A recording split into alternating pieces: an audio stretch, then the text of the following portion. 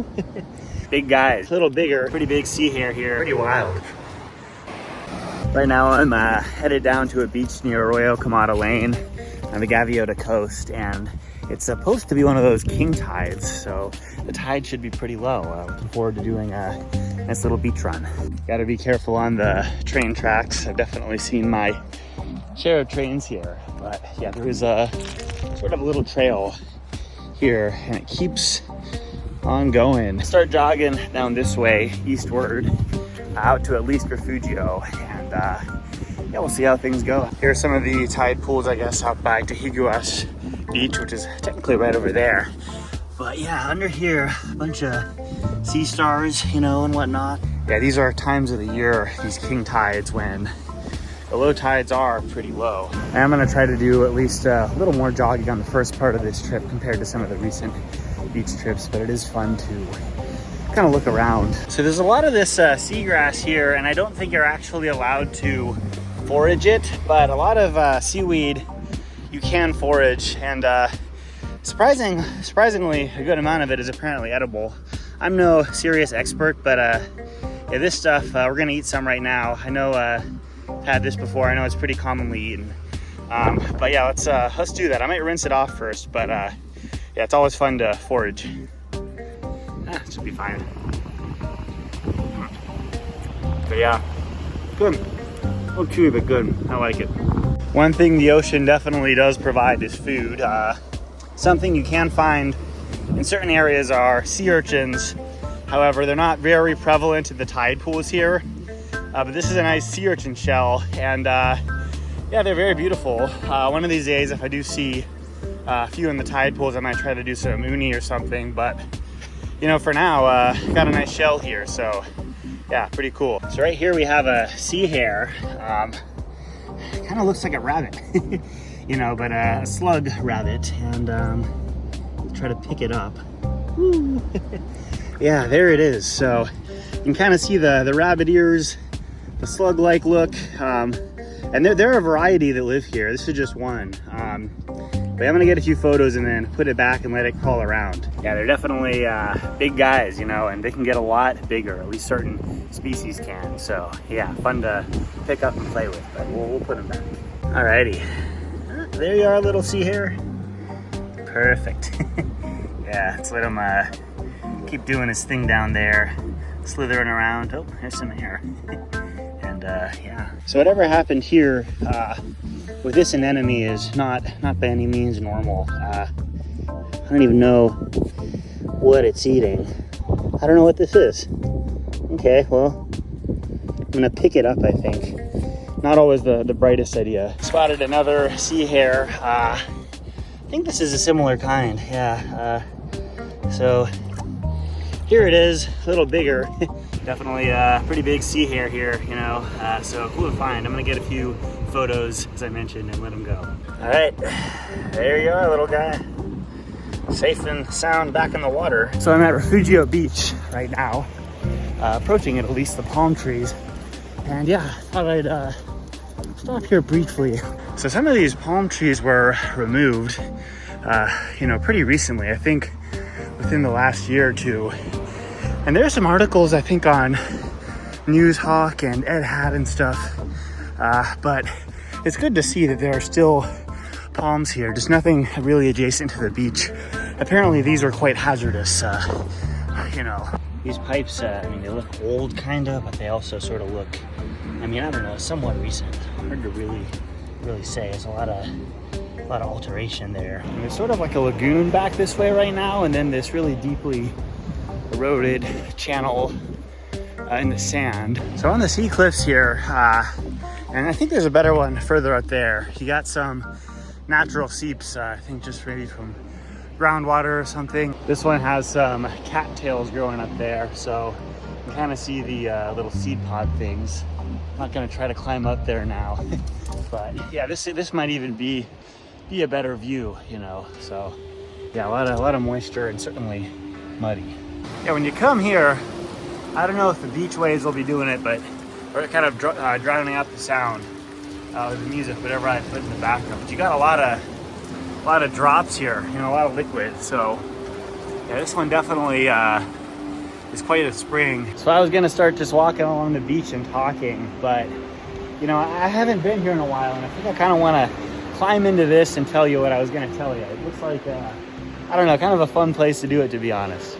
All right, let's climb on in here. Hopefully it's not too bad. Oh wow, yeah, that's actually really convenient. Not as slippery as I thought. So, oh wow, okay, that looks cool. I'm gonna try to get a photo or two without my stuff in the frame, but yeah, pretty wild. All right, this is actually quite nice, you know. So happy I decided to check this out. But yeah, what I wanted to share with you about Refugio Beach is that in the 1930s and 1940s, you had a bunch of people, and even now I think, you know, doing prospecting for oil resources. And one of these prospectors actually drilled a well down into the shale here and tapped a big reservoir of not oil, but hot water that was very sulfur rich, kind of like Gaviota Hot Springs, which I visited yesterday morning actually. And yeah, what they used to actually do is, you know, near Refugio in I think the late 1930s, 1940s, was they would build these this big concrete pool and you know, fill it with hot water and rebuild it every year, because these waves, you know, they really can be quite destructive, and they'll wash out structures that you might want to build closer to the beach. But I thought that was cool because, you know, I know a lot of the hot springs in the area and whatnot, but I wasn't really aware of the one out by Refugio Beach. And there are resources pertaining to like the USGS and stuff. I think there's a Bliss one which has a lot of the thermal springs and the wells in this area, but you'll often find things that are just not really well documented in history. And from what I understand, when the Park Service took over, they capped the well for the water over out near Refugio Beach. But yeah, I don't know. I mean, there could still be some remnants. I was kind of poking around there, nothing super obvious. But yeah, I know that there are a bunch of springs in this area, so I thought I'd share that bit of history with you. And there's some more information on the history of Refugio Beach in links from Newshawk and Ed Had. I'll put them in the description of this video. But yeah, I thought I'd share that with you. Without further ado, let's keep going. All right. Ooh, it's slippery, yeah. So this is a cool area, but definitely a little slippery getting out. Anyways, I think there might be some other good stuff over there. I remember one of these things kind of going back more, but let's head up that way. I remember passing by that last time I was here, but I think it was getting dark. I don't know if I made a video. Anyways, there's certainly more spring deposits here. And none of these are really hot. I think some of them could be warm. I haven't really taken a thermometer to it. But it would be good on a cool day. Yeah, this is what I wanted to show you. Okay, okay. I'm gonna show you the good stuff now. So I don't know how well this is gonna turn out on film right now, but especially when the sun is up, you have this really cool, I don't know if I call it a cave, but like, yeah, it certainly almost is with these springs. It definitely protrudes in, and it's almost like a cove. So I think it's pretty awesome, but I might get a picture or two here and then go around to the other side, because that also looked pretty cool. Really quickly, the pictures I took make it look even more like a cave. But I wouldn't really call this quite a cave. Yeah, anyways, we got another one right over here.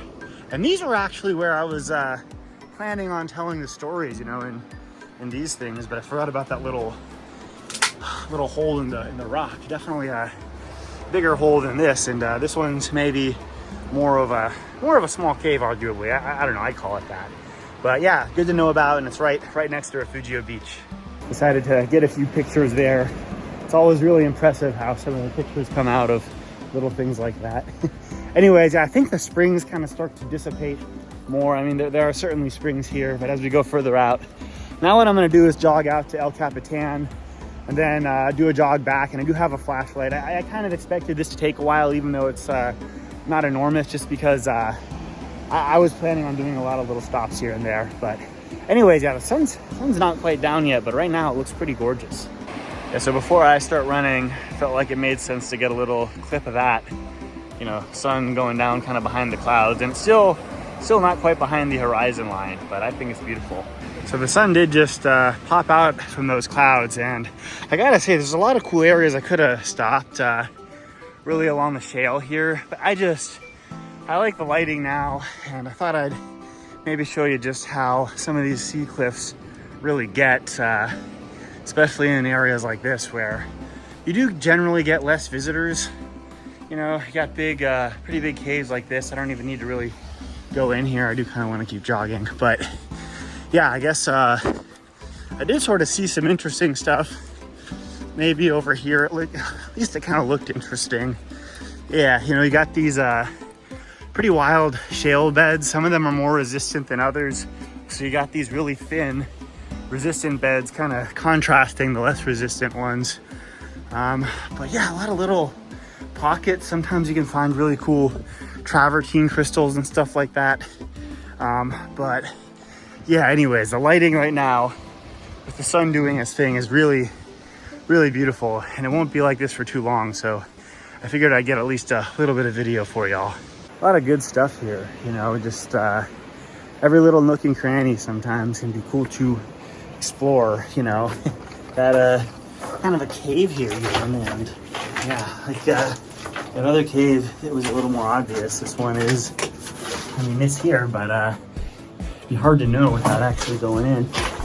Anyways, yeah, I'm gonna keep jogging, and let's make our way to El Capitan, as I mentioned I would. I had to stop again just because of how spectacular the lighting is. Very beautiful area, and yeah, my hope is that by the time I reach El Capitan, at that point, the sun will be down, so I can jog back that way without the sun in my eyes.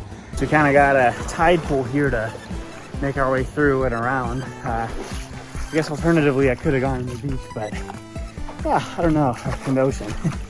I don't know, it's kind of nice to make my way around these rocks. Sometimes when the tide is high too, or rising significantly, you can really get cut off in certain areas. So yeah, good to be aware of if you're planning on doing this.